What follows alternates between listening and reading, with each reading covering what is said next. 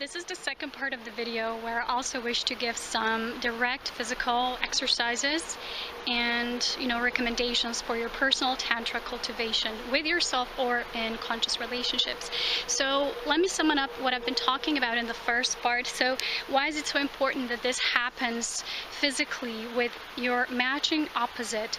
Because sometimes people refer to unions such as searching for your ultimate, like searching for your ultimate twin flame, for your true one counterpart who will be your perfect match. The thing is that true unification first happens when your internal energies are marrying each other. So your inner feminine, your inner divine masculine energies meet, they marry each other in the sacred alchemical marriage. So Tantra is all about soul alchemy. Again, watch my mastery course for this.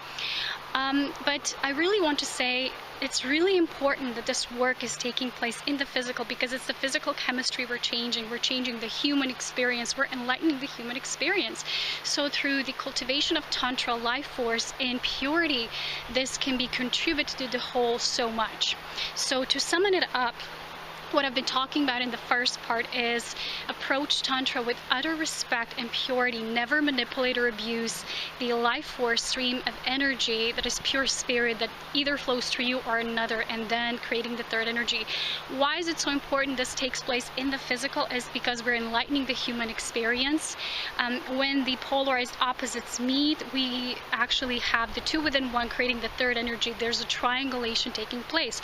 So you have one mashup of energy, the other mashup of energy. When they come together, it's almost like colliding galaxies. When they come together, there's this whole new material that comes together, almost like when you look at the creation of the universe, there was different gases coming together, and through their own reverberations and coming together, there was sacred alchemy already in place. So that's why we got even more elements and the refinement of creation experience. So this diversity is then created through that triangulation. So when you use Tantra, when you cultivate it through purity and the approach that you actually are not looking for, but you are co-creating within yourself an alchemical marriage, and therefore you will receive a co-creational partner, your devotional beloved, rather than seeking for that flame, those perfect for you that will fulfill you for the rest of your life. That's a totally different experience, because you only wish to contribute to the creation of all, because Divine Mother aspect, which is creation, is the love of all creation, and the love of all creation is the love of all life, and the love of all life is contributing to life by more and more intimately engaging with it, by participating with such reverence. And that's why using Tantra in that respect is so important. So this third aspect, which talks about purity in terms of maturity. So we had purity in the approaching, Tantra is sacred, then we have the understanding of the inner masculine and feminine polarities marrying each other, and then this third aspect is then maturity. So how to maturely co-create with Tantra. So you always have the right to withdraw your tantric life force from any situation or a relationship that feels it's toxic. It's already starting to work through manipulation or abusive energy. What I also want to give you is an example of how we are so unconsciously sometimes contributing to this emotional or mental manipulation that sometimes can also be spiritual manipulation because we're unaware. So let me give you an example of how many times we're actually raping each other with energy.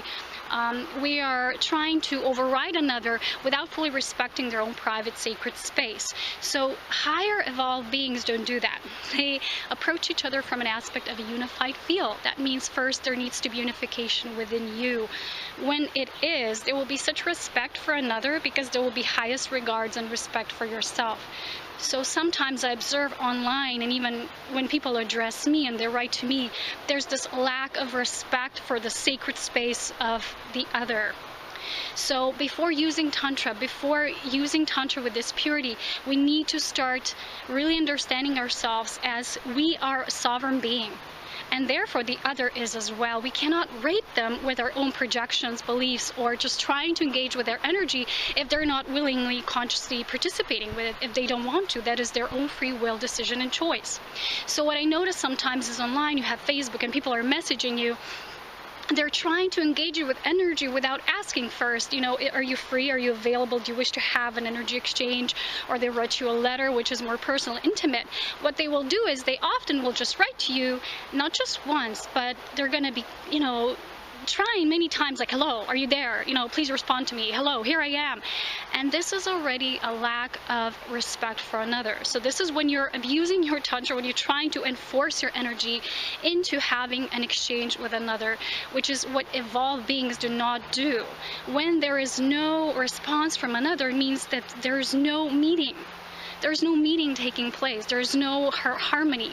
There's no convergence. There's only convergence with the mutual respect and collision of energies. So that means there needs to be an opening. There needs to be invitation, not just like throwing darts at each other. And this unconscious conversations we're constantly having that are not deep, they're lacking intimacy, they're lacking respect for another. And Tantra, as I've said, it's not just a sexual act. It's how you engage with life in all ways through pure respect, through knowing that everything is your mirror. And when you do these tiny little rapes of energy upon another, then what you're really doing is you're wanting to steal their life force without really even knowing about it. So sometimes I have people that write to me and they're actually talking to themselves because I don't respond because of a certain act within how they write to me, with a certain approach that is not humble and respectful, and I don't choose to engage with that. And that just simply means that I value my Tantra. I know that I will use it for the greater good rather than engaging in drama, in creating more duality, and in participating with something that I don't feel carries the aspect and potential that I am here to embody. So that's my personal choice. I'm a sovereign being. I'm a being of my own. And when I don't choose to do that, I withdraw my life force. Life force through the potential does not go there, which is how each being should respect themselves first. You know, we sometimes go into these exchanges just because we feel obliged to. We think we need to, or we need to be kind. And, you know, if others are not respectful to us, how can we be to them? Sometimes also people say, well, you created this, because there's these people like that. That's not always true, because remember, your light will attract people who still are not aware. So of course they will be there. They will want to write, they will want to exchange, but you gotta be willing through your own tantric respect, knowing how to set these healthy boundaries, so that maybe the next time they will approach you, they will do it with more reverence, with more respect, with more humility, because that's how we change the world, by setting an example, not by just participating with what already is if we don't feel it carries the essence of enlightenment. So whatever I do myself, I do it from myself with the conscious participation through divine love, and then allowing the spirit to do the rest. I don't enforce my energy upon others, I just simply share. And sometimes when I feel this, when people are doing this, they're writing you emails and you don't respond, and that's a clear notification. You don't wish to exchange your life force with them. And they're not seeing it, and they're respecting it, and they're still writing. They're like trying to enforce this connection take place, which is a pure lack of respect. It's not done through purity and benevolence, and the only thing you can do in those examples is just continue to stay in your sacred space. Don't get entangled in those things, because you're just gonna, again, participate with them. People need to learn to respect the sacred space of themselves and the other. And if there is enough chemistry, which means divine potential, to go there to create something, it will happen, because you're consciously choosing all the time. So know that anytime you feel there will be misalignment, abuse, manipulation, someone trying to enforce their energy upon you, someone wanting to force communication with you when you really don't want to, then you are always sovereign and free to remove your life force from that, or just simply stay in your space, because you've never put energy there anyway. So this is my respectful, humble advice to all of you, because we need to learn to be mature beings. You know, in Celestine prophecy, there was this example of, you know, how the energies can clash through this when someone tries to override the other.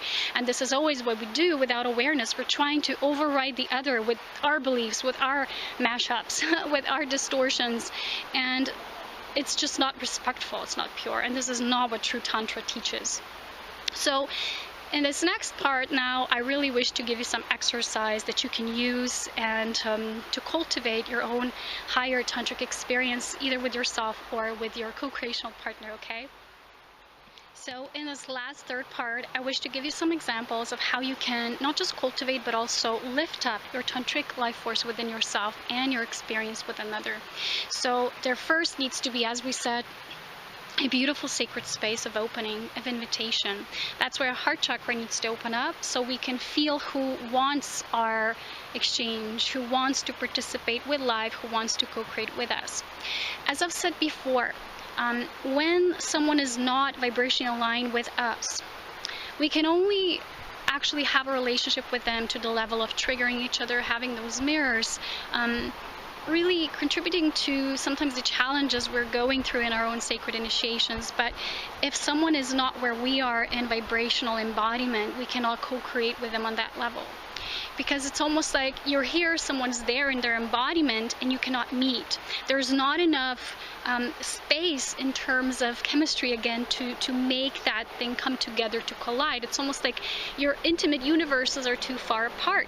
So with using Tantra, you can actually vibrationally stimulate you and your partner, if you already have a partner, to come closer together in terms of vibrational alignment. But that needs to be first a desire of both. If someone is not willing to expand and vibrationally move into a higher octave in their physical embodiment, then you cannot force them. A lot of times in coupledoms, what is happening, what's taking place, is someone really grows rapidly and they want the other to be there where they are. And sometimes they even use sexuality to kind of, make them, jump up. And this cannot be. Again, this is manipulation, emotional and physical, mental as well. Because a lot of times there's verbal abuse. And we say, come on, can't you be where I am? Why are you not here? Why are you not getting this? You're not getting this. And you can only say to another, perhaps you don't understand where I am, but that's fine. But the moment we start to push someone to be at a certain space we feel we are vibrationally aligned at, then again, that's already manipulation. So with Tantra, when you use it through love, you will see the alchemy taking place maybe within someone who will be deeply triggered and activated through it, but then let them be, because a lot of times people need more time to integrate what comes through mere upliftment through Tantra. So take the time, allow the other, if that's your partner, to integrate. That means you also give yourself space and time to integrate. Maybe not what they are, but it's always a mutual experience. When there's enough chemistry pulling you two together, it means it's always something mutual. And that might be the same thing. But the more you will start to unify, come together in this beautiful mash of universal energies, the more you will start to see there is more harmonization. There's still not a lot of couples on this planet right now who are at that level when they can completely harmonize and unify. There's still a lot of, we can meet here but not there, or I'm doing this with you but I'm doing this by myself because you don't belong here in this part of my universe.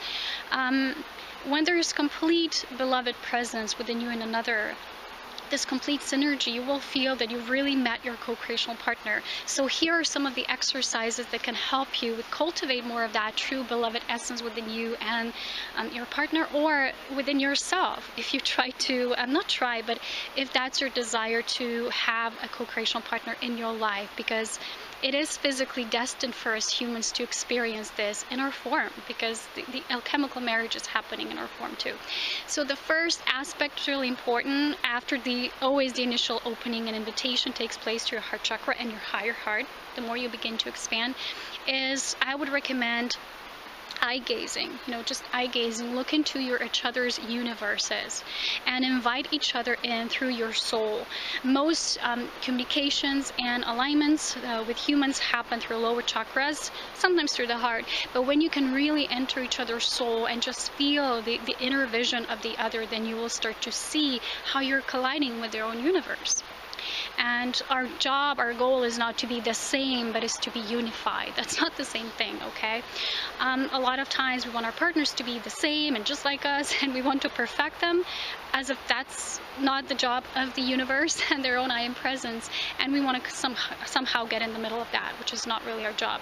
So when you see someone maybe is not according to your choice and your alignment or your awareness, just let it go. Either they will be, like a butterfly, when you set it free, they come back. If they're not, then they're not yours to do this unification with, to participate in this unification with anyway. So when you do this, there's a beautiful opening. You create more space. The second part is really, I want to talk about the nashak, the sacred kiss. In Kundalini Yoga, this is how it's called. This means that when you kiss one another, in couples, you actually create such a sacred reverence for the humanness of yourself and another, that you embrace one another, not just by physicality. You know, you kiss each other, you feel each other's bodies, and you know, all the chakra system as one, but you actually embrace their past lineages, their future lineages, all of themselves. Like, you know, you move up the levels. So when you can kiss through your heart engaged, you will feel another, you will feel where they are. Sometimes this is so sacred that you will feel just through a kiss how many blockages people can still have. When people are very stiff in their energy when you're participating in the sacred kissing ritual, and it is a ritual because it is so sacred, because you're engaging, you're sharing and exchanging sacred life force to your breath, and breath is the most sacred, the holiest of all. And sometimes you will notice, either if this person doesn't fully let you in, it will be a bit closed off, the energy will be stiff, and it's really not what sometimes on a human level we perceive as a bad kissing technique. Not at all. It just means there's a close up. When there's softness, when there's like a dance, you will see these two beings are harmonized. They're almost like a one being. And if there's more like a push and pull, these two beings are not harmonized. Again, I wish to give you one more example, because recently someone said to me, if I want to be closer to you and I want to get closer to you, then it needs to be like this and this and that. Again, that's control. That's the control freak within us that doesn't just allow this spontaneity of life, of our own individual soul to do the rest, to do this magic. And it's almost like you set up a goal, I need to get closer to this person, and therefore it needs to be like this and that. We need to drop that. If we really want to be pure beings of light that we are in truth, then we need to drop that. We need to drop those expectations as well.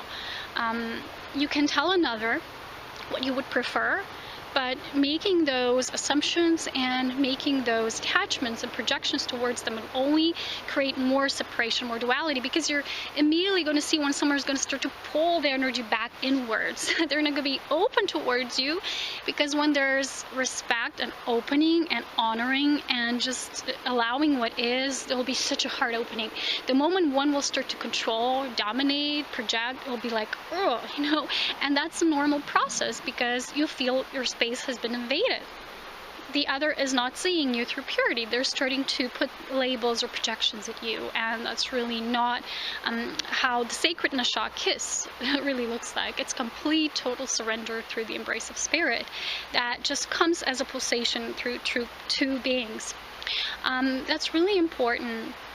And when you see it, not just a physical thing, but you see it also as a spiritual deepening of your soul and the reunion, the meeting of each other, then you will see, you won't see it as a kissing technique. You will see it as just natural. It's who you are. You're expressing yourself and how you are. If you're more passionate, that really reflects in how you approach the sacred kiss. If you're still more mental, that will reflect as well right away. So just try to create the space of opening with each other, tell each other without projecting. Just create a space of sharing. One of the exercises could be that you could see yourself as two sovereign individuals, and between you there's a space, and this space is connected with a golden infinity symbol. And there's another infinity symbol that's in white in color coming out, and there's actually two infinity symbols of your beings that are intertwining.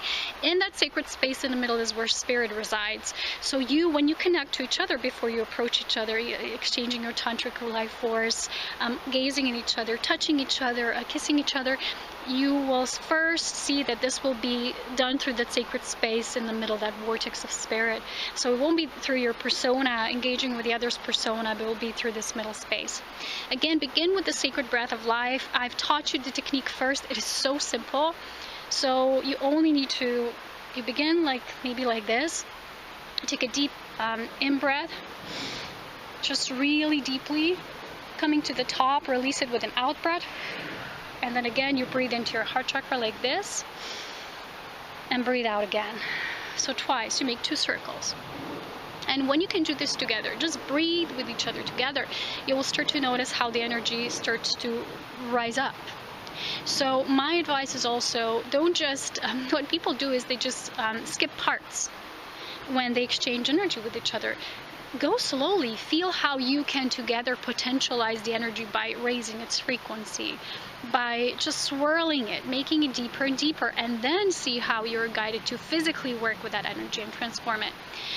It's almost like being a sculptor, like working with a work of art. That's how this should really be approached, not as something that is so physical and so meaningless that we often make it. So we pretend it has meaning, but we approach it like it doesn't. You know, each woman is a sacred, precious rose, and should be approached as something that needs this opening. It can only be opened with respect.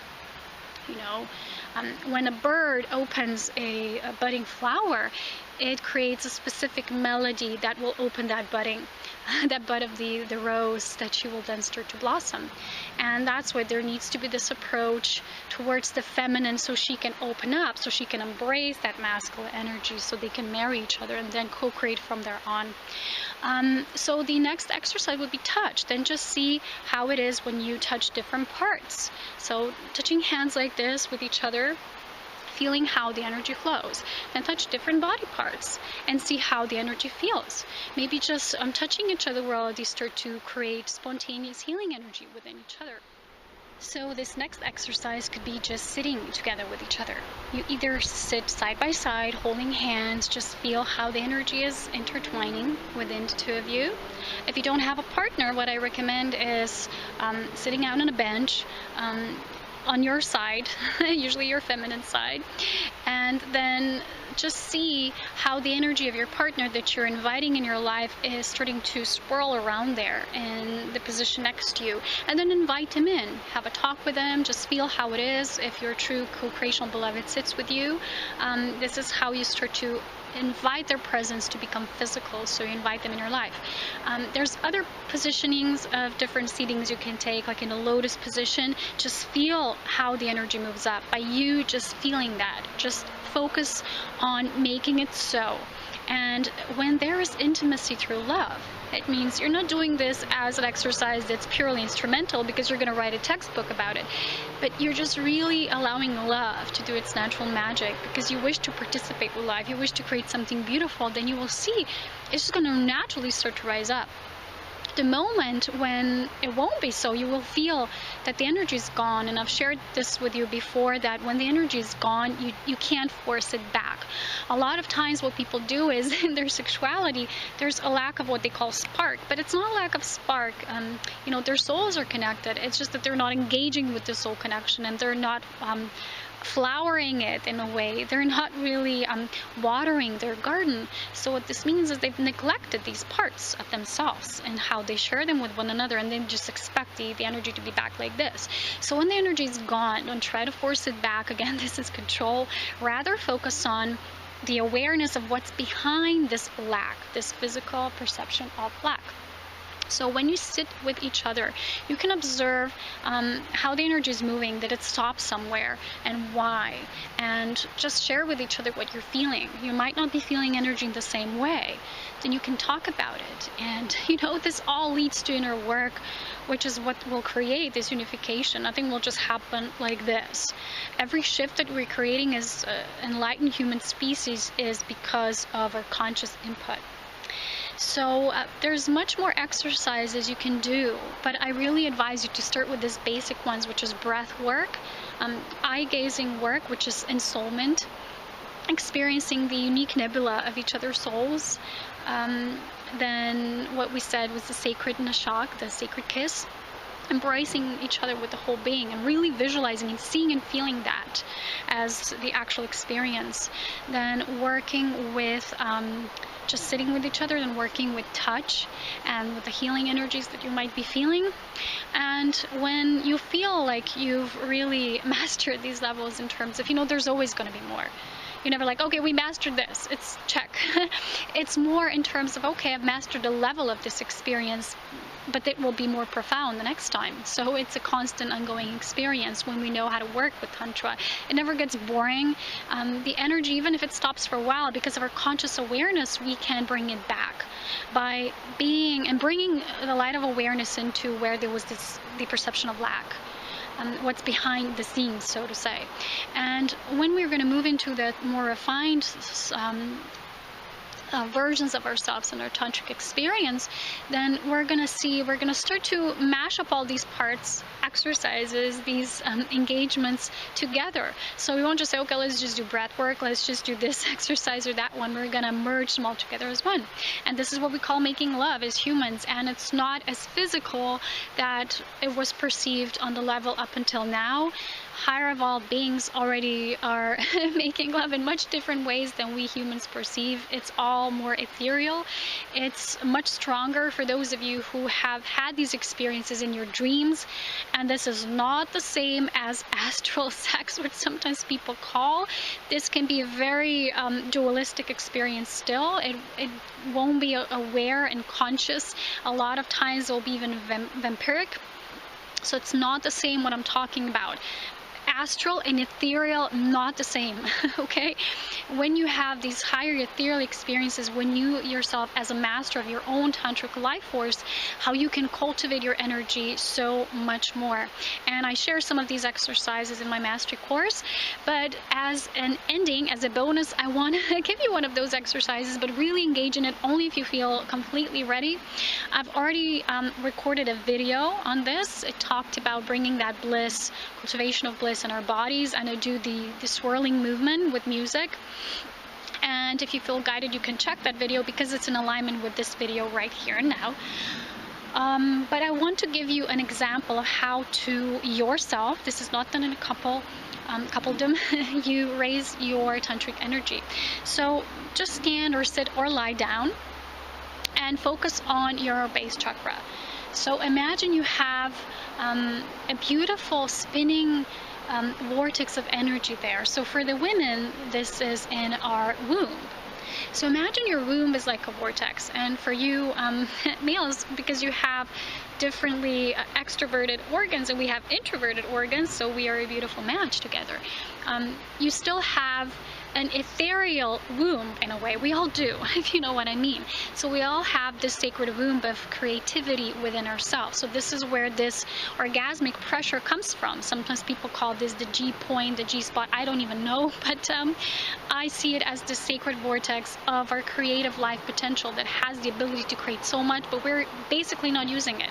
As I've said, most of the sexuality within humans is not sacred. It's not approached as sacred. It basically works on very minimum levels. It's only to produce children, and it's not used to its maximum potential. And I'm saying we need to start somewhere, okay? Each one of us.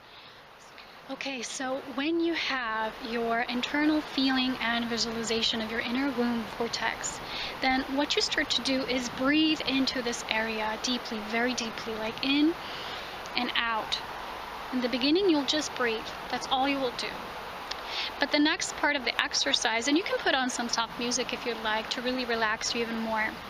And try to not be distracted by anything in your physical space, because the energy won't be that intense. So if it's not nighttime, or you have just your inner focus, then maybe put those glasses, what they're called, I don't know, but really put your focus internally only in that vortex, which is womb.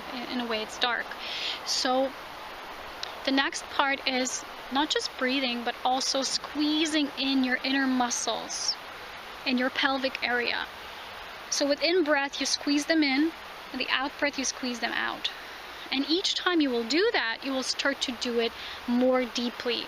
So let's say it will last a bit longer and a bit longer. In a while, when you start to master this, you will feel there's going to be more sensation energetically happening in your vortex, because you're enlivening it. You're bringing it to life. A lot of people have a completely dead zone there. It means energetically, because they've lost a sense of belonging, creativity, their life force is sort of stagnant, and sometimes people call these exercises that it exists for the strengthening of the muscles in feminine womb, but this is not supposed to be done only for the female part of the equation, you know what I mean? Because we all have inner masculine and feminine polarities, so we all can achieve this. And sometimes people who have never participated in viewing orgasmic experiences on an energetic level first, when they have that first experience, for a lot of them it'll be like, wow, is that possible? Because they haven't even engaged to that degree yet. So When you start to do this, you know, each time with your in-breath, pull the muscles even stronger and feel the energy moving from there into your heart area, expand out into your cosmic, sacred, higher heart. Because that's how you're opening your heart chakra, so that your own life force and sexuality will be based on a higher level of your being. So again, you breathe in, you squeeze the muscles of your inner pelvic area. Each time you will squeeze them deeply, more deeply, you will feel more energetic pleasure within you, more relaxation, more participation with life. Then breathe them out through your sacred cosmic heart and down, and it's how you do. And you feel this happening in circles. Well, not even as a circle. It's almost like, again, the infinity symbol, you see? In and out and in and out again. So this is how it is. And feel yourself always centered in that vortex space.